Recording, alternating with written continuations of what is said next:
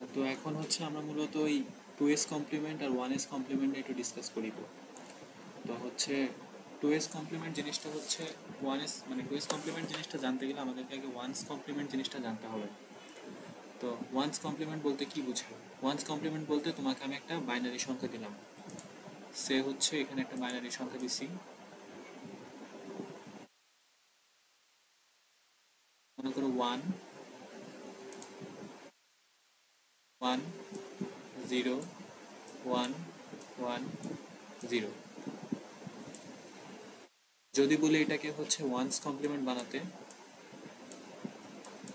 তাহলে কি করব? এই 1 কে 0 করব, 0 কে 1 করব, 1 কে 0 করব, মানে অপোজিট করে দিব। 1 কে 0 করব, 0 কে 1 করব, সবগুলো কিন্তু উপর থেকে আসছে। এটাকে 2s কমপ্লিমেন্ট করতে গেলে কি করব? 2s কমপ্লিমেন্ট করতে গেলে জাস্ট শুধু লাস্টের বিটের সাথে 1 1 যোগ করে দিব, পুরোটা 1s কমপ্লিমেন্টে যেটা পাবো সেটার সাথে হচ্ছে 1 যোগ করে দিব।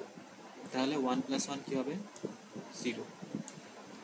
সাথে ক্যারি আউট হচ্ছে 1, এখানে ক্যারি ইন হিসেবে যাবে 1 0 1 0।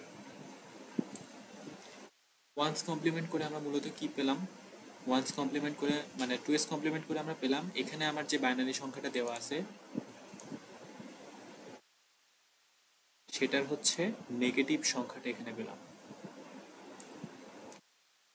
জাস্ট আমরা যে সংখ্যাটা এখানে দেওয়া আছে সেটার নেগেটিভ সংখ্যাটা পেলাম। তো এখন এখানে আমরা ফেরত যাই। তো এখানে কি করছে? এখানেও সেটাই করছে, যে এখানে মূল সংখ্যা দেওয়া আছে,